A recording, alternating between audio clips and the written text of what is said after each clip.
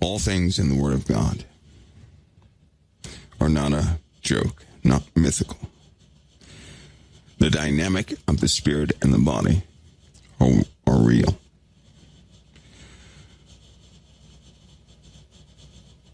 There is always demonstration of spirit. Sometimes in great ways, sometimes in subtle ways. Nevertheless, there are demonstrations on a day-to-day basis. Many are overlooked or not experienced. Many people still have a very strong disconnect between themselves and the Holy Bible. They still do. Why? Because they don't understand the dynamic of the flesh and the spirit. There's a lot of speculation. But I'll tell you right now, there's more than that.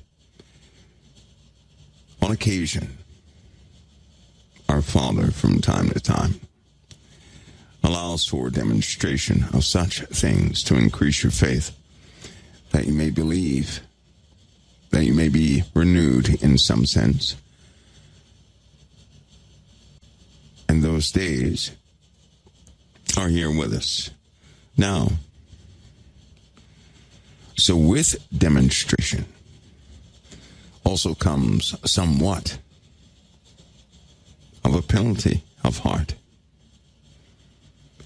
When there's a demonstration of the spirit and flesh, showing that difference, when there's a demonstration, there's also for the recipient a sorrowful heart that they had to have the demonstration in the first place to believe. Because there is a mechanism within you that already knows. It already believes. It is your born-again spirit. But our flesh and our minds, they seem to battle with the flesh daily. Because they're always taking in what they can see and what we can hear and what we feel and touch. And that becomes real to us. And those things of the spirit are somewhat like an illusion. When you go to your 9 to 5, when you're doing your daily walk in the world, sometimes you find yourself not even thinking about the spiritual aspect of things. And in those moments, a war takes place in the mind of how to do something, whether by flesh or spirit. Once you know the difference and the dynamic, you'll find that war can quickly be heavy on the one side, defeated on the other. The way you read changes, because you're not reading simply to obtain knowledge, but it becomes your lifestyle, a daily practice of life, a desired walk, full of demonstration. For those of you who wonder, why are these spiritual demonstrations not in the open? By faith we believe, because faith is a mechanism that cannot be faked. If someone loves the Lord and everything around them falls apart and nothing was proven to them, the truth of that person would come out at the crux of their issue. They would either cling to a strong belief in all things of the Word and of the Father, or they would separate and resort to worldly things yet again. In that moment of resolve, that's when our character truly arises, and who we are is truly seen. Only in those moments can that be clarified. It's not clarified in a moment of peace. moments of great trial. That's when you know who you are. And when you believe by faith, that is something that cannot be faked. It's more than just your mind at work. It's your heart at work. It's the core of your soul crying out for what it knows. And when that soul be of our Father, it will cry out for the Father. That soul will reach toward him and reject all else. That's a moment of defining. So take note when these moments come.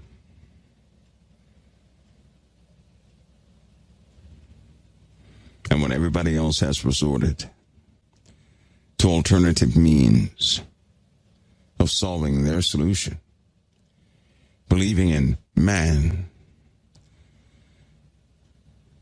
have a joyful heart that your soul cried out for the Lord. Because all things in this world shall reverse. And there is nothing that will remain secret.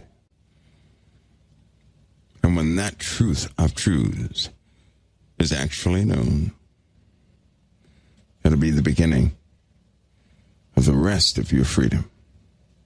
And those days are coming quickly. These days are also known as the days of shame, because those who did not operate by faith are going to find themselves in a very foreign place. They won't be able to reach out like the believer will. Now, when he had ended all of his sayings in the audience of the people, he entered into Capernaum, and a certain centurion's servant, who was dear unto him, was sick, ready to die. And when he heard Jesus, he sent unto him the elders of the Jews, beseeching him that he would come and heal his servant. And when they came to Jesus, they besought him instantly, saying that he was worthy for whom he should do this. Verse 4, and when they came to Jesus, they besought him instantly, saying that he was worthy for whom he should do this. For he loveth our nation, and he hath built us a synagogue. Then Jesus went with him. And when it was now not far from the house, the centurion sent friends to him, saying unto him, Lord, trouble not thyself, for I am not worthy that thou shouldest enter under my roof. Wherefore neither thought I myself worthy to come unto thee, but say in a word, and my servant shall be healed. This centurion, his character is shown in verse 6. I want you to take note of this, because Jesus says something very loudly, you could say, by way of understanding about this man's faith. But take note of what the centurion said. The centurion did not want, he said he's not worthy that Jesus should enter under his roof. Why would he say that? That's a confession. He's not trying to make a deal with the living God. He's not trying to make a deal with Christ. That's not what he's doing. He's confessing that his house is very earthly. He's also acknowledging that Jesus is Lord. But most importantly, he's letting everybody know that he can see exactly who Jesus is. Now, how is it that a centurion can make this statement? Because with this statement, surely he understands the holiness of the Messiah. How could he get it? And all the other folks miss it. How could the centurion get it? How could he? Soldiers pay attention to detail. They're taught to do this. But most importantly, they're taught about the chain of command. They're taught about submitting themselves to authority. That's very important in this observation. If a person cannot submit themselves to authority, they cannot recognize and will not recognize authoritative figures for who they really are, but will always see leadership as some type of threat,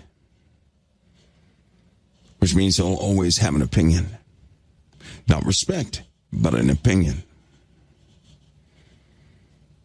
Those who are subject to authorities over them can easily see the hierarchy of other individuals and respect the mission or the job that they're doing, right? In our lives, we can easily recognize parents, but for an abused person, it's not so easy for them to recognize what a dad is, what a mother is. Do you know that? An abused person has an issue with what a mother or a father is, because the definition of what a parent is has been shredded to pieces through betrayal. And they have to put that back together in their lives. Normally, they walk through life desperately trying to define what a parent is. And it remains a topic of confusion, because sometimes they'll accept it and sometimes they won't. But the centurion, no matter what his background was, and Lord knows if you were a Roman centurion back during these days, or one of the post-assigned centurions, you went through things that would break you down of all you thought you knew, build you up with another mindset, ready to follow orders. In fact, a desire is created within a soldier to have orders, to have a command. And through this recognition is something called submission. Take note. When you're ready to submit to the Lord, that's the day you stop fighting him. If you continue, a person who questions the Lord too much, they're not ready to follow. They cannot follow. They cannot follow Christ. And it's a funny thing sometimes, because in most cases,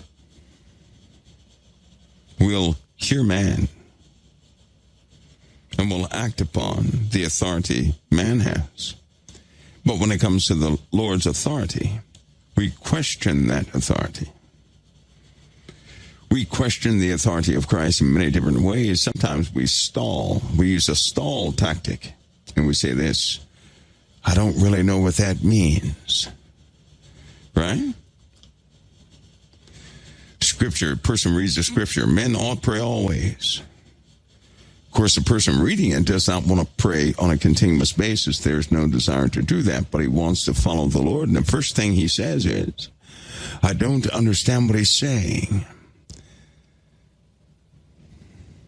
Because he does not want to change the way he has carefully put together his steps for his life. Listen to me, abused people. All your life you've put together a plan of how to navigate the world. You have safety nets on the left and to the right, to the front and to the rear. You have determined how you're going to walk in this world, abused people. And by you determining how you're going to walk in the world, you find yourself rejecting the counsel of the apostles, rejecting the counsel of Christ, because you need that safety net. Hear me, that's your challenge. abused people. Your challenge is to get rid of the safety net and embrace Christ in that area. Not tiptoeing through life, trying not to hit anything, but to take your plan and your careful way of walking and discard it, fully replacing all of your uncertainties with your faith in Christ. Fully, it will not work halfway. You should know by now that with any reservations you have, if you keep a portion of what you have established in your formula of walking in this world, just a portion will undo your walk of faith. Others will tell you to take your time. I'm telling you, don't take your time, but make a choice. Abused people, listen to me. Close your eyes and listen to me. How many times have you found yourself hurting another person, and the root of it was your own abuse? The root of it was how you protect your steps. And how many of you would like to reverse some of the hurtful things that you said to other people?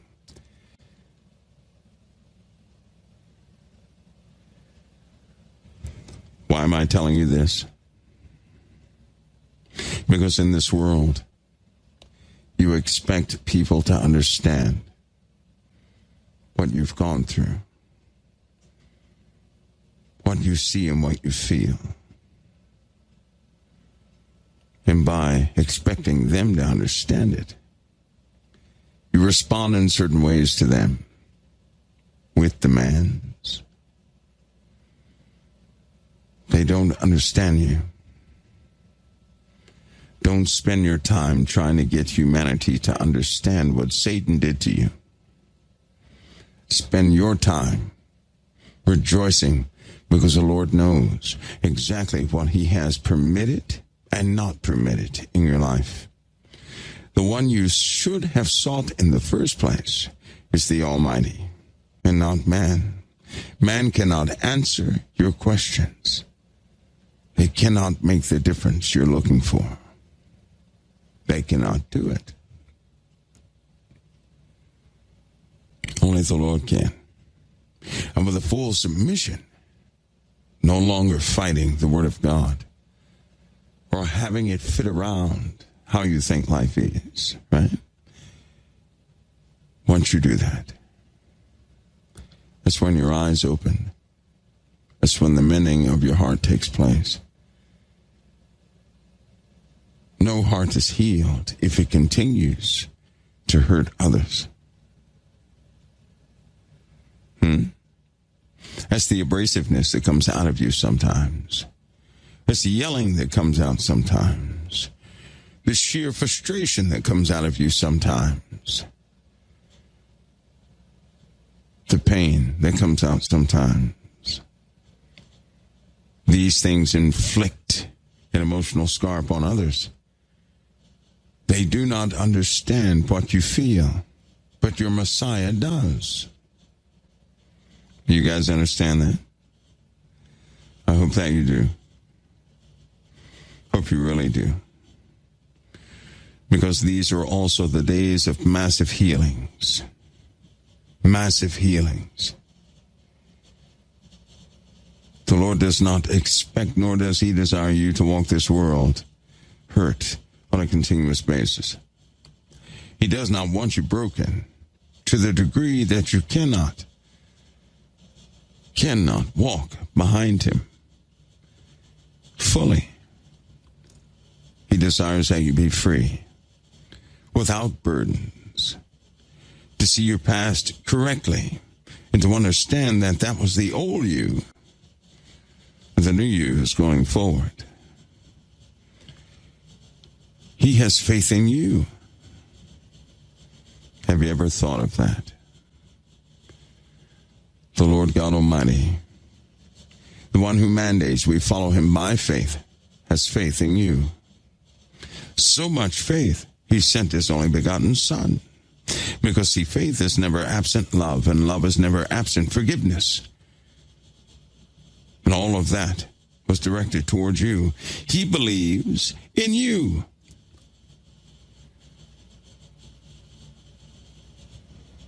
Isn't that something?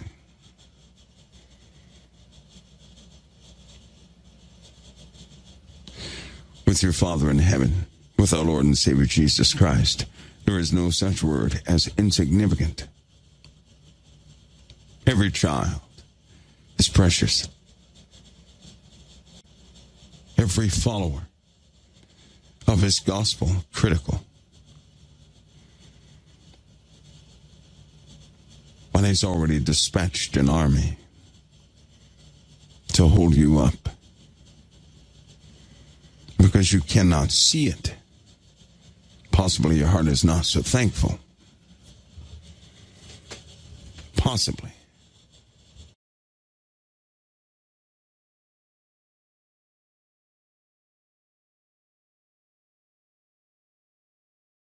We're talking about the soldier, the centurion.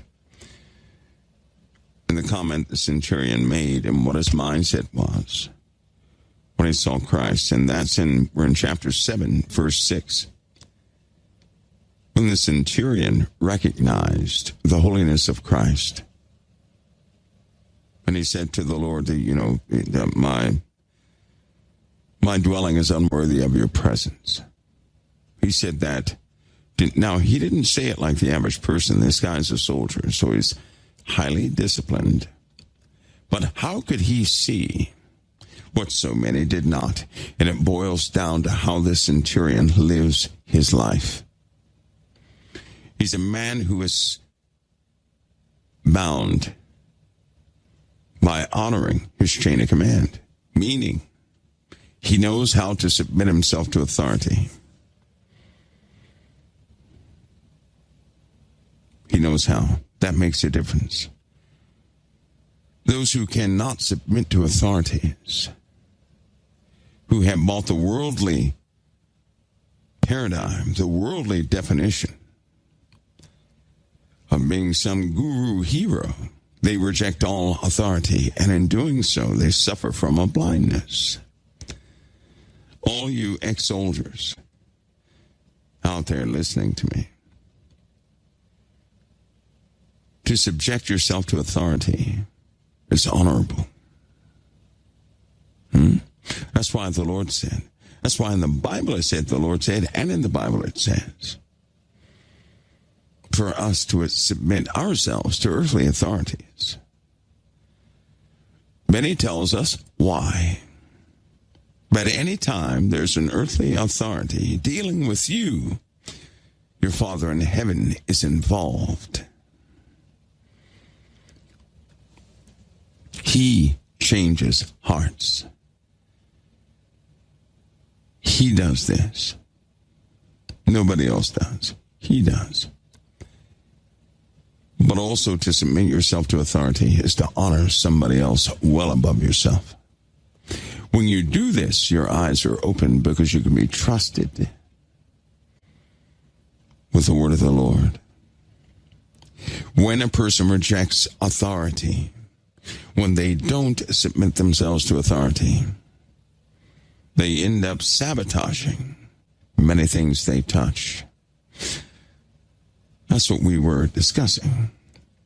Then we went into discussing the people who do sabotage what they touch and why. Just one avenue of that. It'll be in the recording. All right? It'll be there. But I'm happy to see you Mixler folks are with us. So, in fact, I'm going to pull you back up again. How about that? I'm going to pull Mixler back up again so I can see. Because I had to shut you guys down for a moment. Just recap. Then Jesus went with him. And was not far from the house. The centurion sent friends to him, saying unto him, Lord, trouble not thyself. For I am not worthy that thou shouldest enter under my roof. Wherefore neither thought I myself worthy to come unto thee, but say in a word, my servant shall be healed. The second part of this is that through a submission to authority, right, you understand how authority works. And many people do not understand how authority works. And it's important that you understand how authority works, because Jesus equated this to great faith, that understanding of authority. A no-nonsense soldier who was not looking for proof, but simply recognized the holiness and the majesty of the Messiah, said all you have to do is send the word, and I know what comes next. I know what a dispatch is.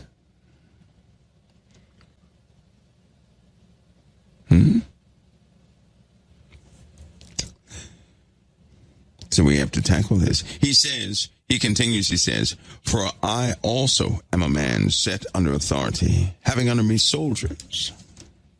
And I say unto one, go, and he goeth, and to another, come, and he cometh. And to my servant, do this, and he doeth it.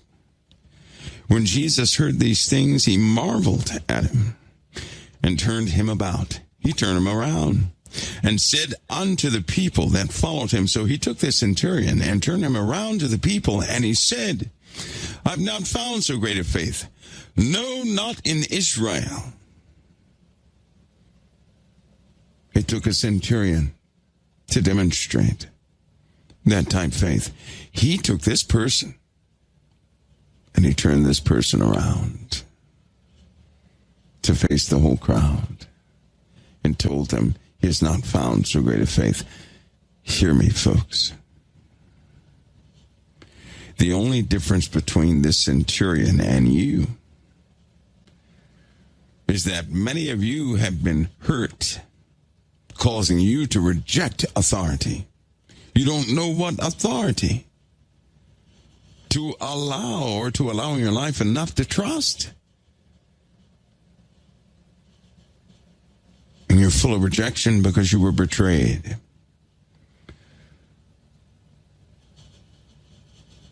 Let's get healed of that. Let's put an end to that chapter. Let's get some healing started here, for real. Not some hubbub talk about healing. Not some pep rally that makes you think you're healed. That's not what I'm talking about. I'm talking about a healing. The physician's perfect touch to heal your body.